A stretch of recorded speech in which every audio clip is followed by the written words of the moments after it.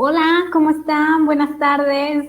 Bienvenidos otra vez a una webinar más aquí en Teacher Institute. Muchas gracias por estar aquí con nosotros, porque están haciendo esta transmisión. Estamos muy contentos de volver a estar en contacto con ustedes, a toda la comunidad. Muchísimas gracias, bienvenidos. Y bueno, pues hoy traemos esta webinar que se llama Transformación Digital aplicada al sector salud. Y la verdad es que es un tema muy interesante que nos va a dar un invitadazo aquí, que es Víctor Hugo López Rodríguez. Pero antes quiero decirles que Víctor Hugo es parte de la comunidad Teacher Institute. La verdad es que estamos muy contentos de que, pues bueno, haya aceptado, tengamos aquí el honor de contar con una de las personas que es parte de esta comunidad. Ya saben que en Comunidad Teacher siempre contamos con todas las personas que siempre tienen un perfil impresionante y estamos muy contentos de que estés aquí, Víctor. Muchas gracias por estar aquí. Bienvenido, gracias por aceptar esta invitación. Y bueno, gracias, Víctor. Antes de empezar, yo quiero contarles quién es Víctor. Y bueno, Víctor es director de TI de CSoft. Él tiene 24 años de experiencia en tecnologías de información en los sectores de entretenimiento, gobierno, finanzas, banca y retail. Actualmente se desempeña como director de TI en CSoft, que es una empresa especializada en desarrollar e implementar productos digitales enfocados al sector salud, público y privado en México y Latinoamérica. Y bueno, también es miembro del Instituto PMI.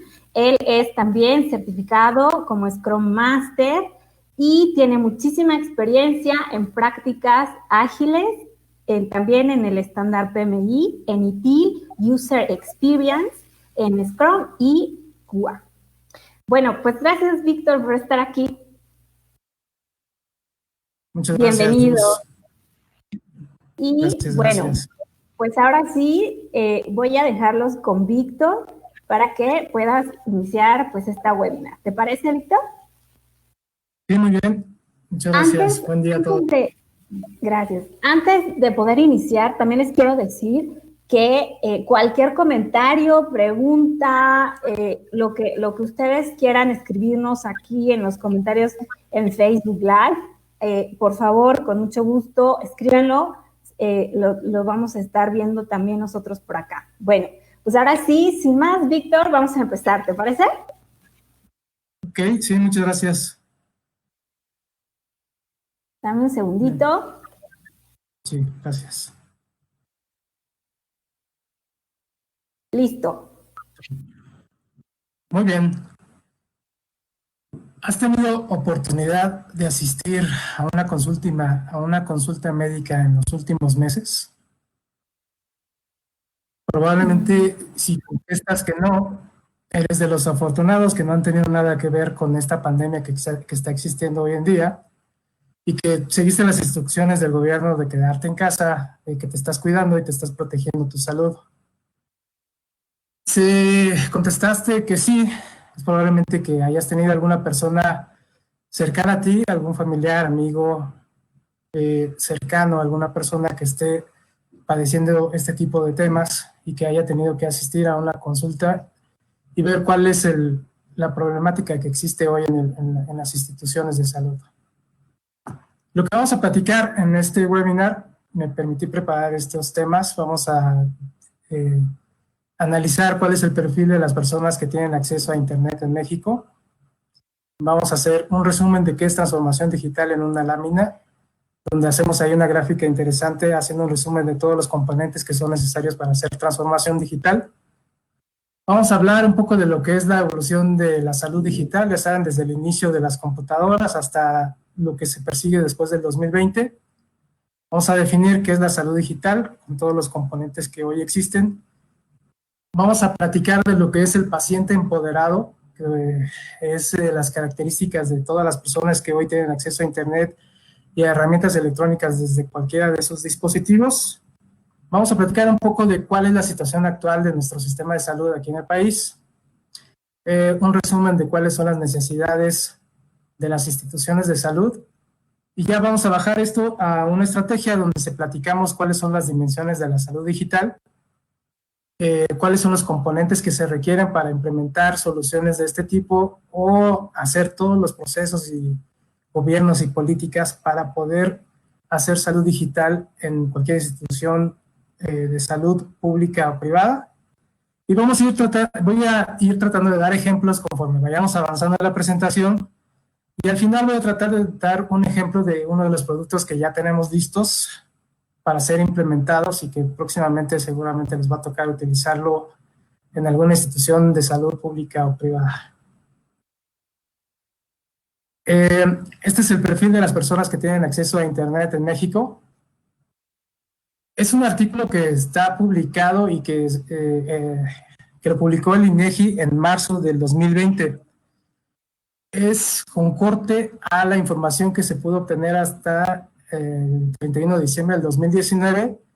Los números son bastante interesantes, como van a poder ver aquí, como se pueden ver aquí, y seguramente siguen en crecimiento dado esta crisis sanitaria que tenemos hoy en día. En cuanto a personas, existen 80 millones de usuarios en Internet, que representa más del 70% de la población del país, que cumplen más de 6 años. 51% son mujeres y 49% son hombres. Este es un gran dato, significa que la mayoría de las personas que utilizan Internet son precisamente las mujeres. En cuanto a las zonas, en la zona urbana tuvo un crecimiento del 71% al 76.6%. Hubo un aumento entre el 2017 y el 2019, y si creíamos que en las zonas rurales no tenían acceso a Internet, pues va creciendo también, va en aumento. Aumentó del 39.2 al 47.7%. En cuanto a medios de conexión, en la cabeza va el smartphone, que 95% de uso para acceder a Internet, las computadoras portátiles 33% y las computadoras de escritorio 28%. Obviamente, ¿hacia dónde tenemos que dirigir el mercado cuando hablamos de soluciones tecnológicas? A todas las personas que utilizan un celular, que es el mayor grueso de medios de conexión. ¿Qué actividades se realizan? En Internet el 91%, más del 91% se enfoca en el entretenimiento, 90% a obtener información y 90.6% para comunicarse. Si tienes oportunidad de de leer este artículo del INEGI, te vas a dar cuenta que cuando hablan de comunicación y de obtener información, también hablan de comunicarse con el gobierno, con centros de salud y con temas de este tipo. No solamente es entretenimiento y demás temas, ¿no? Problemas de conexión. Todo el mundo, bueno, el 50% se queja de la lentitud en la transferencia de información, 38.6% en interrupciones del servicio y 25.5% en el exceso de información no deseada. Ya sabes, comerciales, mensajes comerciales, cadenas que no aportan ningún valor, información que no sirve de mucho, ¿no? Que a lo mejor es publicidad para otro tipo de fines o servicios. Y esta es otra de las características.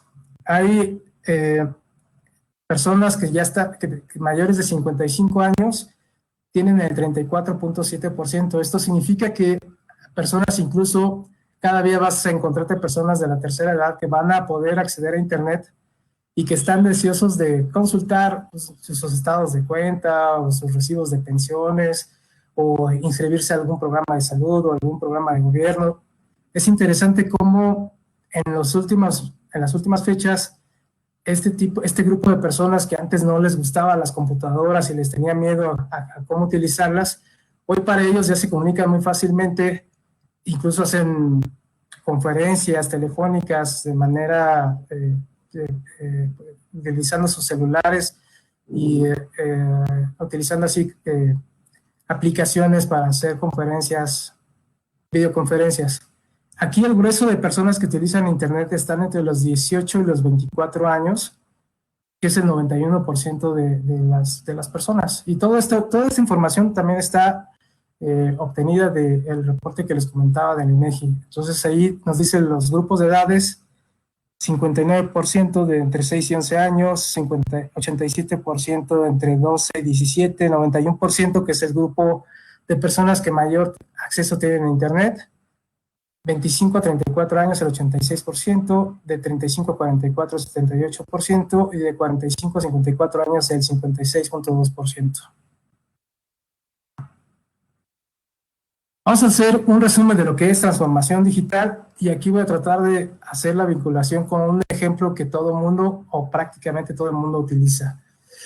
La transformación digital habla de tener en el centro del universo al cliente, de sumar todos los esfuerzos para que ofrecerle una experiencia, una mejor experiencia al usuario, a mi cliente, de utilizar mis servicios y mis aplicaciones. Un ejemplo clásico puede ser la aplicación de Uber. Por un lado, ahí se transforman tecnologías tradicionales para ofrecer servicios eficientes y también incorporar tecnologías disruptivas.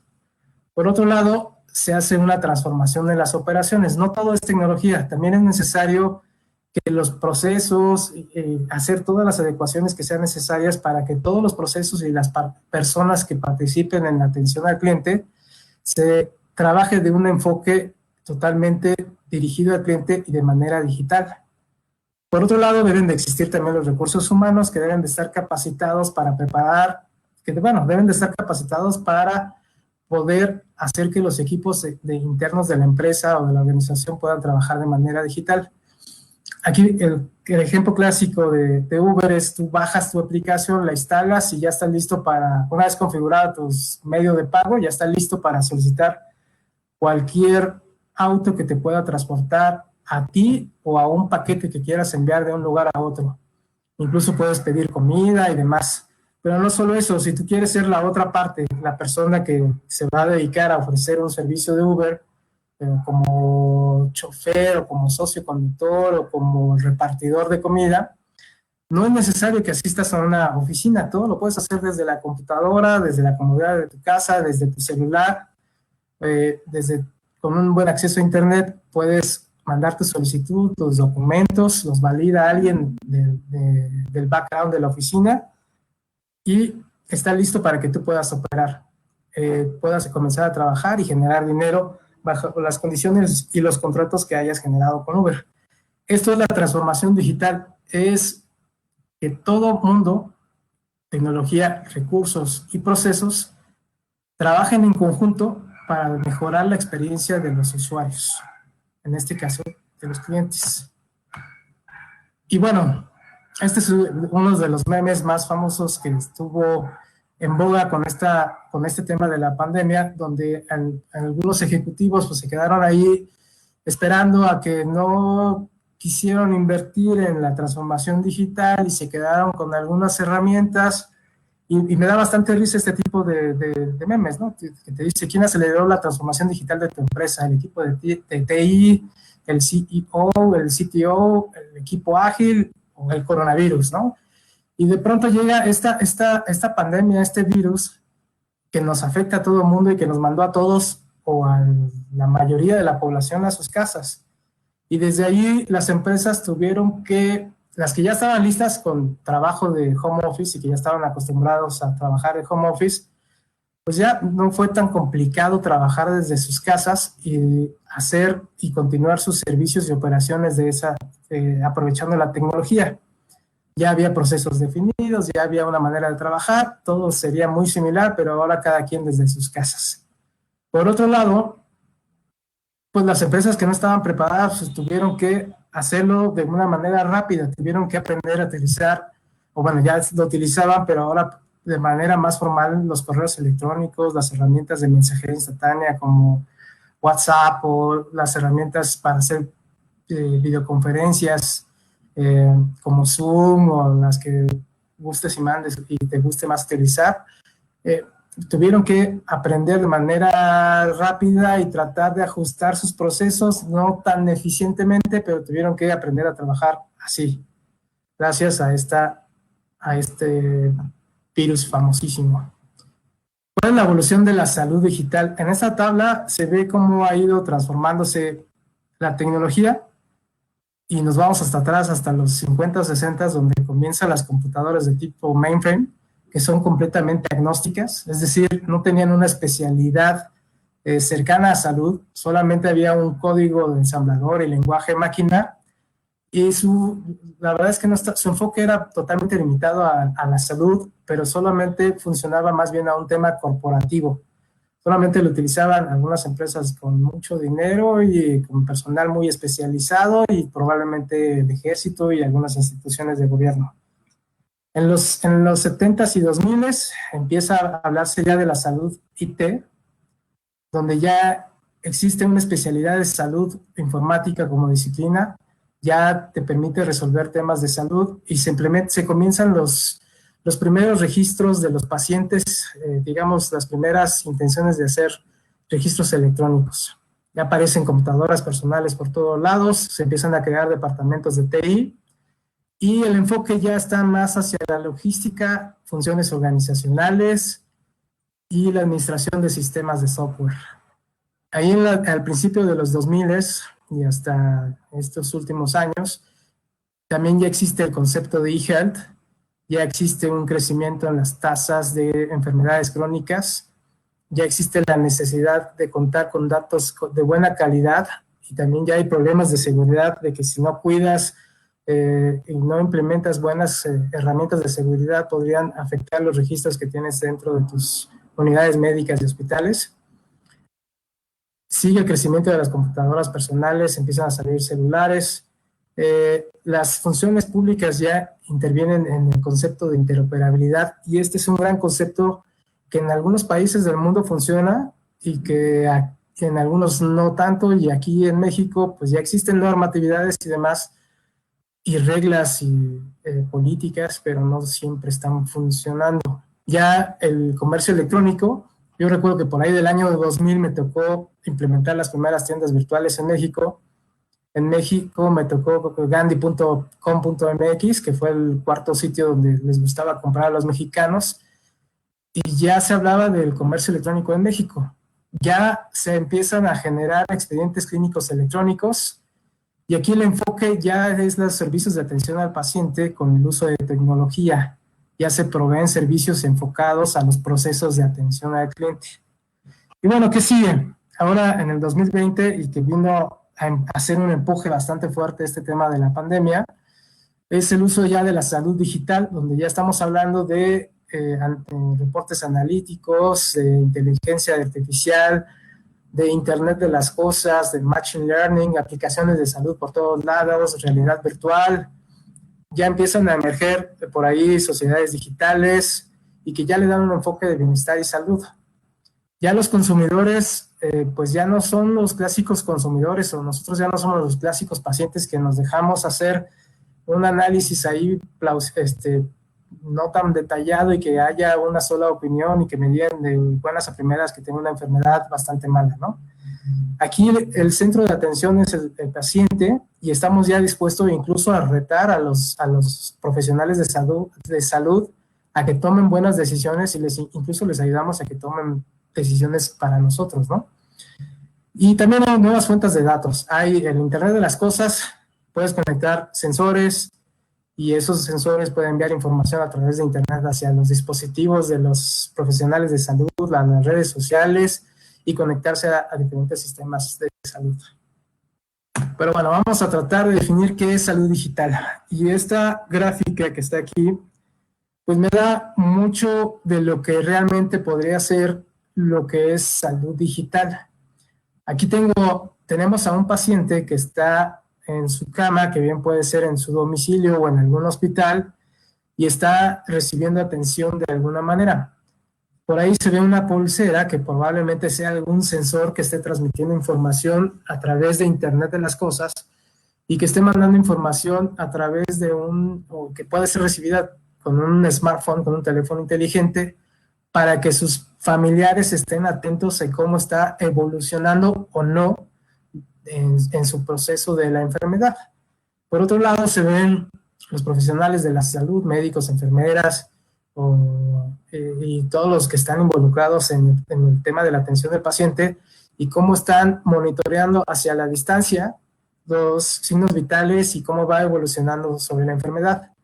Entonces, esto que vemos aquí es la definición de salud digital y que está determinada en un congreso, en el HIMSS, que es un congreso que se lleva normalmente en Estados Unidos, en Orlando y en Las Vegas de manera general, donde mencionan que la salud digital conecta, empodera a las personas y poblaciones para gestionar la salud y el bienestar aumentado por equipos de proveedores accesibles y de apoyo que trabajan dentro de entornos de atención flexibles, integrados, interoperables, habilitados digitalmente, que aprovechan estratégicamente herramientas digitales, tecnologías y servicios para transformar la prestación de atención. Si se dan cuenta, es lo que hablábamos de aquí, el centro de la atención es el paciente y por supuesto las personas que están alrededor de él reciben información por medio de aplicaciones y demás para mejorar la experiencia del paciente en los usos de los servicios clínicos. ¿Vale? Bueno, entonces esto es lo que es salud digital. Ahora, ¿cuáles son las características o los drivers de los pacientes empoderados? Estas son las 7 características que se han definido para las personas que hoy utilizamos o que estamos acostumbrados a monitorear y llevar la salud con nuestros dispositivos que tenemos en la mano, o que tenemos al alcance. Uno, el primero está dispuesto a aprender y a gestionar la salud y bienestar. Es decir, aquí el paciente no se va a esperar a que se enferme. Aquí las personas nos estamos acostumbrando a cuidarnos, a tener un tema de prevención. Es decir, ¿cuántos de nosotros ya tenemos instalados en nuestros celulares? Y seguramente en nuestros celulares aplicaciones para monitorear el ritmo cardíaco, a monitorear cuáles son mis signos vitales cuando estoy haciendo ejercicio, si estoy en un tratamiento, a que, bueno, pues esté yo tomando las medicinas adecuadas y demás. Aquí el paciente ya no solamente le deja la responsabilidad a los médicos o a las instituciones, sino el paciente estoy comprando la responsabilidad de cuidarme, de prevenir que yo tenga buena salud y estoy dispuesto a informarme de todo lo que sea necesario para poder mantenerme con buena salud. Si se dieron cuenta, una de las últimas decisiones que está haciendo el gobierno es transferirle la responsabilidad de la salud principalmente a los estados, primero a los gobernadores de cada estado y al final a los ciudadanos. Entonces, estas son características que sí estamos dispuestos a correr y estamos dispuestos como pacientes, a prevenir la salud. Número 2, el segundo driver está dispuesto a participar y conectarse con otros consumidores como yo. Entonces, por ahí pueden existir las redes sociales y probablemente me encuentre otra persona que tenga la misma enfermedad que yo o que se esté cuidando tanto como yo y pueda yo generar comunidades y estar compartiendo información para ver cómo controlo mi salud y si me pongo a dieta o si hago ejercicio o si ya caí en una enfermedad, qué tipo de enfermedad y cuál es el cuadro crónico, cuál es el cuadro clínico para ver si de verdad tengo esa enfermedad o no. Número 3, está dispuesto a tomar el control. O sea, el paciente empoderado ya no se va a quedar con las ganas de entender si lo que me dijo el doctor es cierto o no. Estoy dispuesto a tomar el control de mi persona y con esto del coronavirus es clásico. A las 8 de la mañana desperté con un dolor de garganta y ya tengo ciertos fluidos nasales y ya creo que tengo coronavirus y estoy súper espantado y quiero ya irme hacia el hospital, pero están los temas de quédate en casa, no puedes salir. Pues lo que debimos de haber hecho, y yo en lo personal lo hice con mi pareja y con mis hijos y demás, es que tuve que aprenderme cuál era el cuadro clínico, cuáles eran precisamente los síntomas para ver si yo tenía coronavirus o no.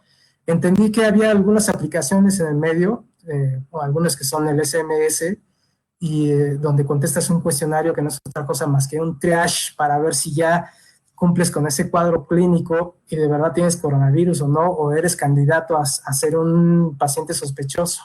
Afortunadamente, los cercanos a mí pues no tuvieron ese tipo de situaciones, pero sí hay familiares a distancia que sí les tocó ese tema, ¿no?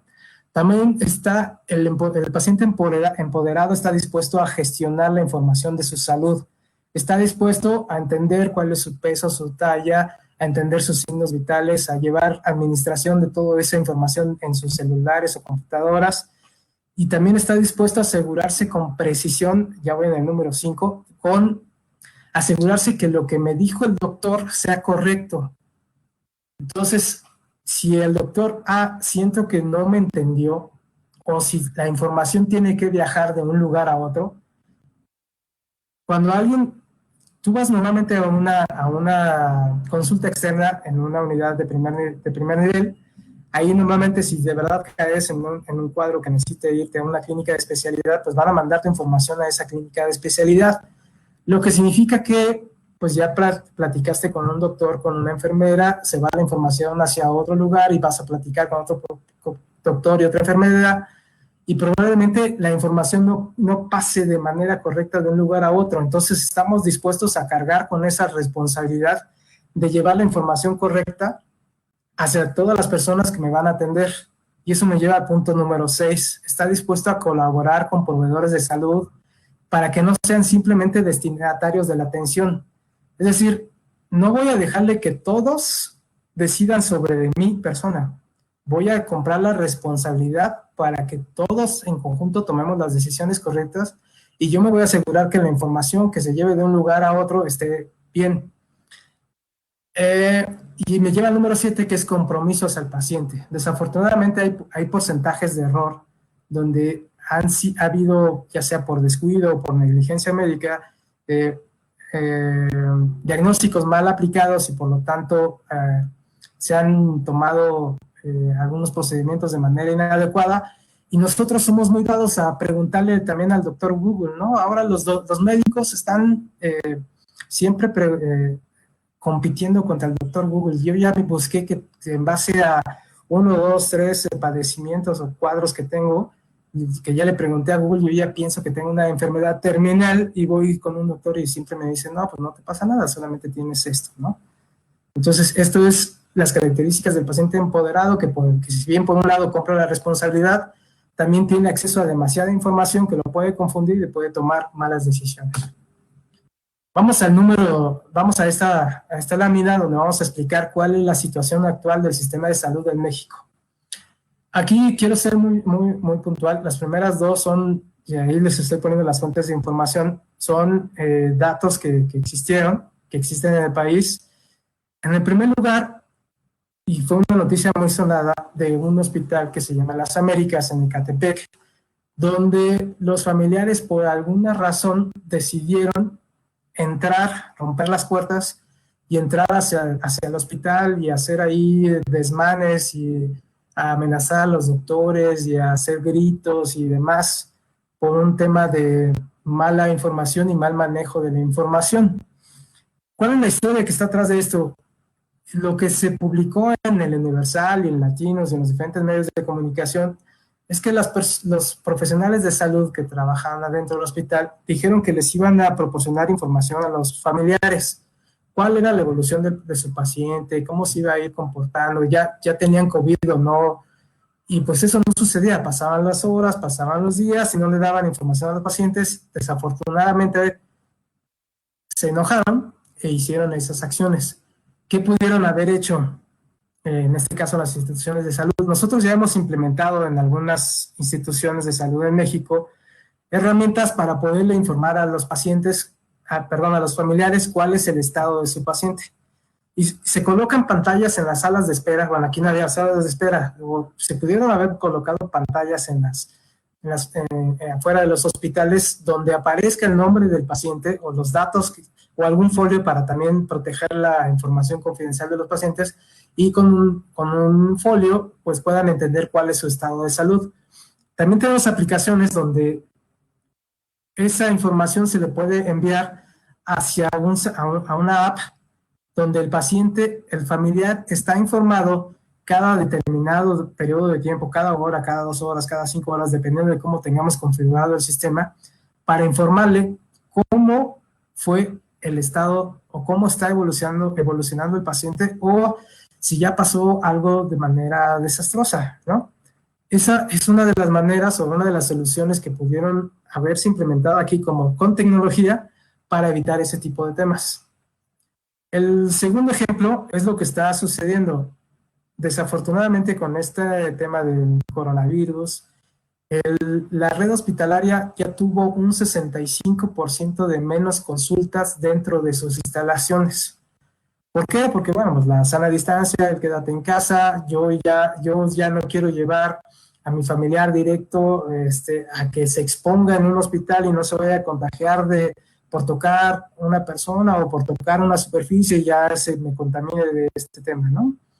Hay personas que ya decidimos dejar a nuestros adultos mayores en casa y no los dejamos salir a menos que sea algo verdaderamente necesario, y si hay que ir al hospital por medicinas o por alguna otra cosa, pues nosotros tomamos esa responsabilidad, ¿no? Entonces, este es uno de los temas que está sucediendo. Por otro lado, y esta es una opinión personal, falta la interoperabilidad en los sistemas de salud. Y te lo voy a explicar porque nosotros ya tenemos aplicaciones que implementamos en algunas instituciones de salud que ya tienen una plataforma de interoperabilidad que permite enviar la información de un lugar a otro. Pero si te ha tocado ir a instituciones de gobierno, no vamos a decir ninguna, pero la mayoría es muy similar, te generan tu expediente en la clínica de primer nivel y van a mandar tu expediente al segundo nivel o te van a mandar a estudios de laboratorio y demás, pero es para que esa información, para que tu expediente viaje de un lugar a otro, tiene que ser por medio de valija. Es decir, ponen al mensajero, ponen a una persona que sea la responsable de cargar con tu expediente de un lugar a otro. ¿Qué sucede? O se pierde la información, llega incompleta, o simplemente no llega. Hay demasiado riesgo ahí. Cuando tú vas a otros países, por ejemplo, el año pasado que fuimos a un congreso en Orlando, nos tocó ver cómo la interoperabilidad funciona de una manera adecuada. La información que está normalmente guardada en un expediente clínico electrónico, se lo envía de manera con protocolos y estándares, con el HL7, el DICOM, con estándares bien personalizado, con estándares y con la semántica adecuada de un sistema a otro, que bien puede ser de una institución de salud hacia un laboratorio para que puedan realizarte los estudios y después viaje de regreso hacia el especialista, pero todo de manera digital, e incluso le pueden extender la receta y se la entreguen a la paciente o al paciente en su celular, y el paciente pues entienda toda esa necesidad que acabamos de hablar, de que tiene que cuidarse, tiene que ser responsable, de que tiene que dar seguimiento. Eso aquí en México desafortunadamente no funciona, no sucede, no lo he visto funcionar. Sí hemos implementado, ya existen todas las normatividades, la 024 y todas las normatividades, y ya existen las políticas y definiciones, ya existen las instituciones encargadas de hacer este tipo de temas, pero todavía nos falta mucho para llegar a una interoperabilidad real como la que les estoy platicando. Esa es la situación actual. Y este es un resumen de un artículo que en algún momento en las redes sociales, en este caso Instagram, de Joaquín López Dóriga, difundió estos 5 puntos. ¿Cuáles son las necesidades de las instituciones de salud? Número 1, la información. Responder las preguntas de los ciudadanos. O sea, no solamente de los pacientes, sino también de los familiares, mantenerlos informados. Número 1, de qué está pasando, de cómo, de qué es lo que sigue, cuál es la evolución de mis pacientes dentro de las instalaciones, o cómo me debo de cuidar para no tener coronavirus y demás, ¿no? Número 2, el control de las infecciones. Cómo apoyar a la fuerza laboral para ayudar a monitorear infecciones.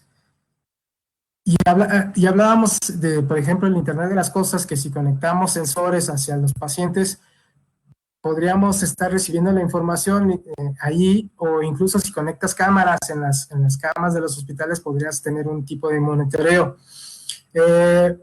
O en algunos países como en China, pues había algunos robots que llevaban algunos insumos para los pacientes o, por ejemplo, la comida, para que no poner en riesgo a los profesionales de salud con los pacientes, ¿no? Que tengan este tipo de enfermedades. El sistema número 3, sistema hospitalario, ayudar a reducir la carga en los hospitales. Aquí en México se tomó la decisión de hacer alianzas con hospitales privados para que pudieran extender la capacidad para atender a las personas que tuviesen este tipo de enfermedad de COVID-19, o incluso se decidió hacer alianzas con los CRIT, que son los hospitales del Teletón, también fueron habilitados, o el Citibanamex, que está allá por el Pueblo de las Américas, o el Autódromo Hermanos Rodríguez, donde también es un centro COVID. Esa fue una manera, pero también nos platicaba un doctor el otro día de que fue la manera de cómo solucionarlo también con tecnología. Se habilitaron esos hospitales de manera muy rápida, pero también hay tecnología atrás para poder monitorear y dar atención a los pacientes. Al final voy a poner una lámina de una aplicación o de varias aplicaciones que pueden seguir un proceso precisamente para reducir la carga de los hospitales o en este caso de las unidades médicas, dado la nueva normalidad donde pues no es necesaria, no pueden, o sea, para reducir la carga de las personas. Bueno, aquí hay algunos comentarios. Abraham Pizaña, ese tipo de tecnología me hubiera ayudado en mi proceso y seguimiento del COVID. Sí, definitivamente te hubiera ayudado a dar seguimiento y te hubiera dado a atención más oportuna de cómo te hubiesen atendido a tu proceso, ¿no? A lo mejor te hubieras dado cuenta antes de que sí tenías ese tipo de enfermedad y te hubieran dado un mejor seguimiento, ¿no? Eres afortunado, eres de las personas afortunadas que salieron de ese proceso. ¿Qué tipo de aplicaciones has implementado en el sector salud? Bueno, una de ellas, y es una de las cosas que se dice aquí en el número 4, la atención de los pacientes, unificar los registros. Una de las cosas que se requieren es el expediente clínico electrónico, que nosotros ya hemos llevado ahí de manera consistente la información de los pacientes. En algún instituto de salud del Estado de México implementamos este expediente y afortunadamente se ha tenido más de 1 millón de expedientes ya registrados en ese sistema. Y eso les ha resuelto la vida a los profesionales de salud, incluso cuando hay problemas legales médicos, también ha sido un gran respaldo este tipo de herramientas. Y en el número 5, ayudando a encontrar opciones de tratamiento. Si utilizamos las tecnologías de información, por ejemplo, con Machine Learning, inteligencia artificial, Big Data, no solamente apoyaríamos aquí no hablaríamos de la ciencia y de estar buscando nuevas vacunas y demás, sino más bien de cuáles, con ese tipo de información podríamos entender patrones, tendencias, similitudes para atender este tipo de situaciones. Por acá hay alguna pregunta. ¿Existe un sistema informático que conecte a todos los sistemas del sector en México? Sí, nosotros tenemos uno que podría ayudar. Nosotros tenemos una plataforma que podríamos ayudar a hacer ese tipo de conexiones para tener todos los hospitales conectados. Hoy en México no está, o sea, cada quien tiene su propio expediente clínico electrónico, hay diferentes marcas. Eso no quiere decir que sea malo, puede ser bueno, pero si todos utilizáramos la interoperabilidad como la plataforma que nosotros tenemos, podríamos hacer interconexión no solamente entre hospitales, también podríamos hacer una interoperabilidad con las farmacias, con los laboratorios y con las personas que hacen estudios médicos y demás. ¿Qué sistema o norma de calidad sigue el Sistema de Salud de México? ¿Se audita al apego de las normas por parte de los hospitales? Sí, hay varias normas. Está la NOM 024, que es para este tipo de temas, la 035. La 024 es para la interoperabilidad, la 004 también. Son las 3 normas comunes, ¿no? La 004, la NOM 024 y la NOM 035. Bueno, esas son las necesidades. Ahora, si lo planteamos en una estrategia, ¿cuáles son las dimensiones de la salud digital? Se recomiendan básicamente 4. Y la primera es la atención médica habilitada para las personas. Si nos damos cuenta, es como si me regresara a las primeras láminas. En el centro de este universo deben estar los pacientes y sus familiares. ¿Cómo le hacemos para generar o para enfocar la tecnología, los procesos y el equipo de trabajo, los profesionales médicos, para darle una mejor atención al paciente, para mejorar la experiencia a los pacientes y los familiares? Ese es el reto para una salud digital. Análisis predictivo, esto es implementar herramientas de tipo predictivo como analíticas o Big Data o Machine Learning y demás, que me permita hallar tendencias y me permita llegar a nuevos niveles de predicción y pueda yo tomar mejores decisiones y crear nuevos modelos para entender cuál es el futuro de las enfermedades y cómo mejorar la atención hacia los pacientes. Gobierno y fuerza laboral se refiere aquí como gobernanza, es decir, crear todas las políticas como las normas que acabamos de decir para que puedan tener una mejor actividad y unas mejores políticas y una manera estandarizada de podernos comunicar entre todos con base a esas normas y políticas, y podamos capacitar a todo el equipo de trabajo en darle ese tipo de situaciones hacia la salud digital. Y la cuarta dimensión, que es una de las que me parecen más importantes y que he visto funcionar en algunos lugares, en algunos países, es la interoperabilidad. Ya existen las reglas, aquí en México de verdad ya existen las reglas, ya están publicadas, existen instituciones que norman esas reglas y están basadas en estándares internacionales como el HL7, el DICOM, y que si los utilizáramos, pues ya no tendríamos a las personas que platicáramos que llevan en valija la información de un lugar a otro, ¿no? O cuando tú tienes que hacerte tus estudios en algún centro, en algún laboratorio, y tienes que regresar con tus estudios en la mano para llevárselos al doctor, pero si lo perdiste en el camino o a la hora de la cita se te olvidaron los estudios en tu casa o demás, con el uso de la interoperabilidad podríamos disminuir esos riesgos y podríamos darle una mejor atención a los pacientes. Para hablar más de interoperabilidad está este esquema. La idea de la interoperabilidad es precisamente tener interconectados no solamente a los hospitales, sino tener interconectados a todos los stakeholders que tengan que ver con la atención, que tengan que ver con las enfermedades de los pacientes y los consumidores y por supuesto sus familiares. Y si vamos a hablar de las pagadoras, a esto se refiere también, si vas a un hospital privado, pues bueno, ahí no hay otra más que o pagas con una póliza de seguro de gastos médicos o con tarjeta de crédito o débito, eso puede funcionar. Pero si estamos hablando de instituciones de salud, las empresas pagadoras o las instituciones que pagan las medicinas y los tratamientos, es a través del INSABI, antes se llamaba Seguro Popular, hoy INSABI. Entonces las instituciones tienen que generar un proceso y por medio de una interfaz que nosotros ya tenemos creada y que transmite la información a esas entidades para que las instituciones tramiten los pagos y no le cobren nada al paciente, sino que sea un proceso de ahí interno. También debe tener información contra los médicos y proveedores de equipo de atención. También podría haber interconexión con las farmacias, y las farmacias también podrían incluso poner su inventario disponible cuando vas a recoger una medicina o decirle al médico por medio de una alerta, esa medicina no existe, tienes que ponerle otra. Y si se baja el inventario, podría dispararse alguna alarma para que los proveedores puedan traer medicinas a las instituciones de salud. Y bueno, quisiera terminar con un ejemplo de alguna aplicación o de algunas aplicaciones que ustedes pronto van a ver ya en el mercado funcionando, que es precisamente, aquí les voy a platicar básicamente todo el proceso de cómo podría funcionar estas aplicaciones. Si se dan cuenta, en la parte de abajo viene la parte de interoperabilidad, que para mí esto es esencial para poder lograr la interconexión con base a estándares en diferentes lugares y con diferentes proveedores de servicios.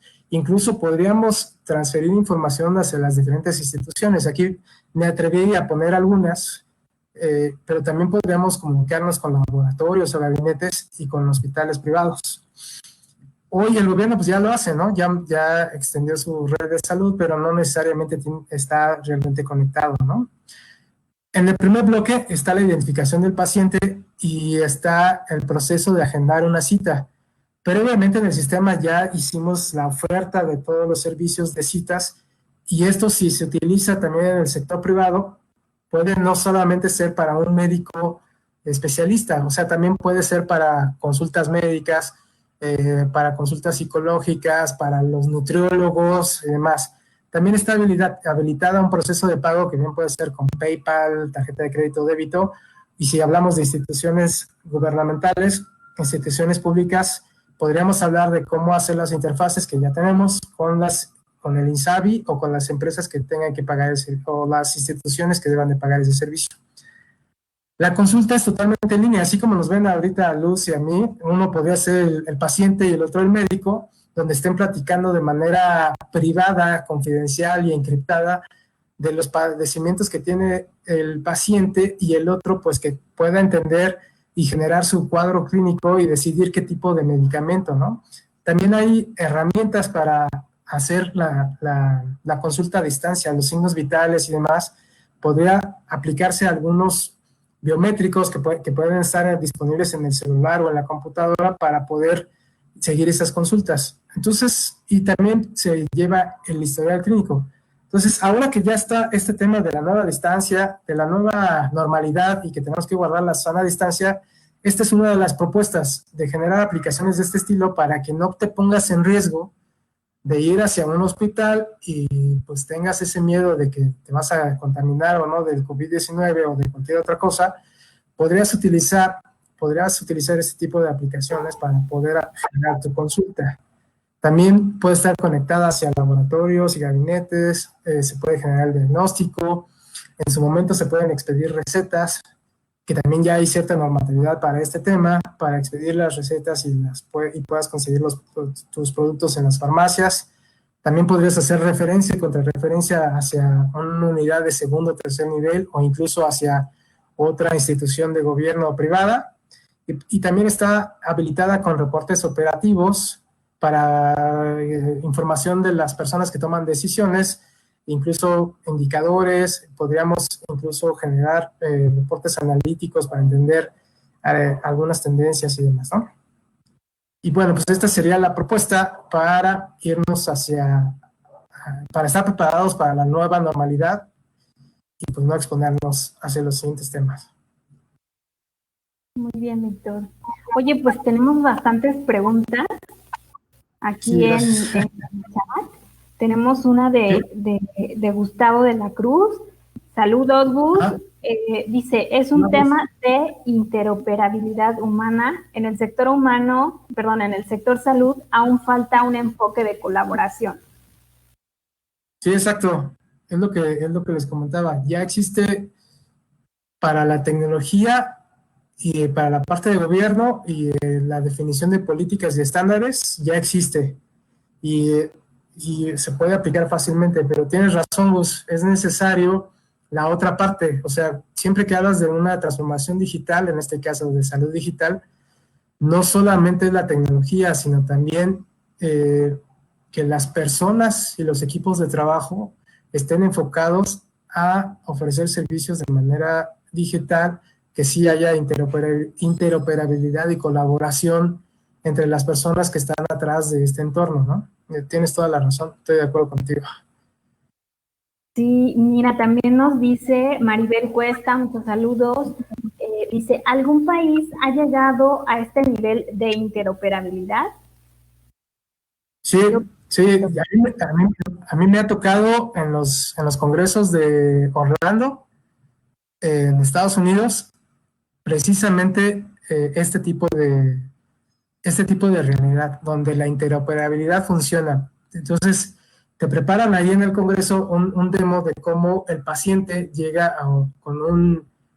antes de llegar con un médico, ya le envía información de sus padecimientos, de las cosas que ha sentido últimamente, y ese médico le manda a hacer unos estudios y demás, y al paciente le llega el resultado de los estudios, pero también le llega al mismo tiempo al doctor.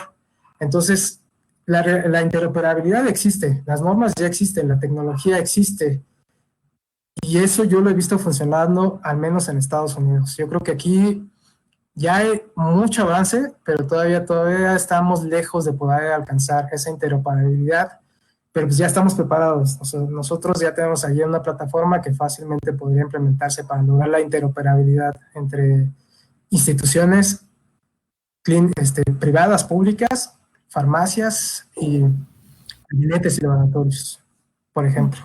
Sí, correcto.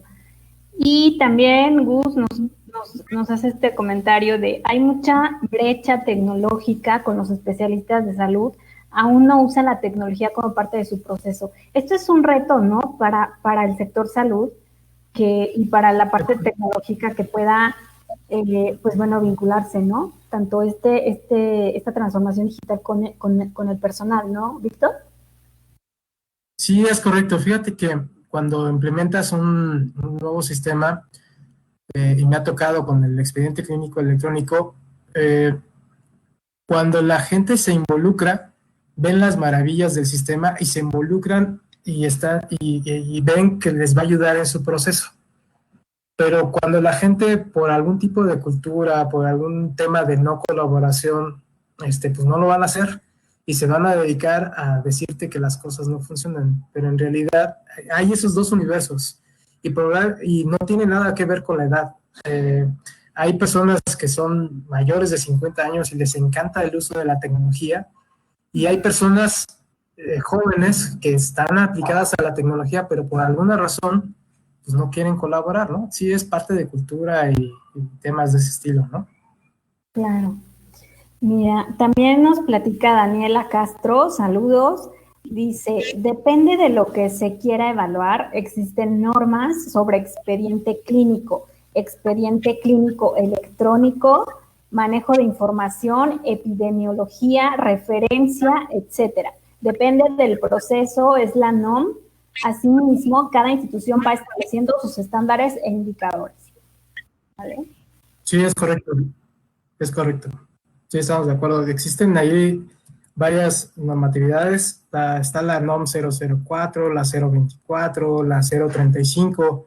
Si ustedes lo quieren consultar, pues vayan a dgis.gov.mx y ahí están todas las normatividades que deben de seguir para implementar sistemas de este tipo, ¿no? Tanto expediente clínico electrónico como plataformas de interoperabilidad, como manejo de información, y ahí te dice todos los tipos de estándares y protocolos que están autorizados a seguir. Incluso si tú quieres certificar tus aplicaciones en ese lugar, también existe la manera de hacerlo. Algunos de nuestros productos que tenemos en CIESoft están registrados en la DGIS también,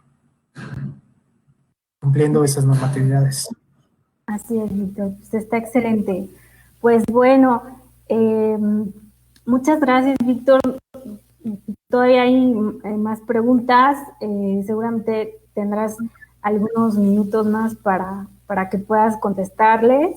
Y bueno, pues muchas gracias por toda esta información. Creo que ha sido muy valioso. Nos ponemos a pensar mucho sobre cómo viene esta transformación. Algunas cosas ya existen, ¿no?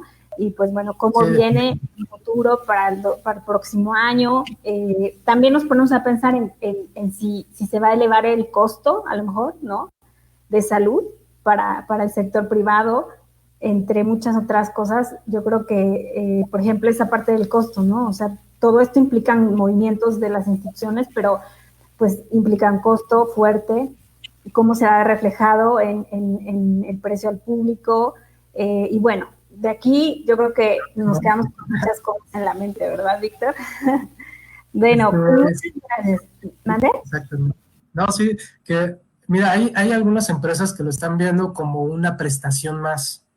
Entonces, si en las corporaciones grandes te dan algún servicio de, ¿cómo se llama esto? Seguros médicos de gastos menores.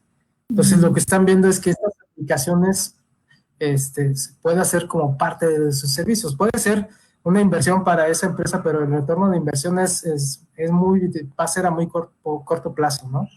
y definitivamente debemos de acostumbrarnos a la nueva normalidad y debemos de proveer herramientas precisamente para estos temas, ¿no?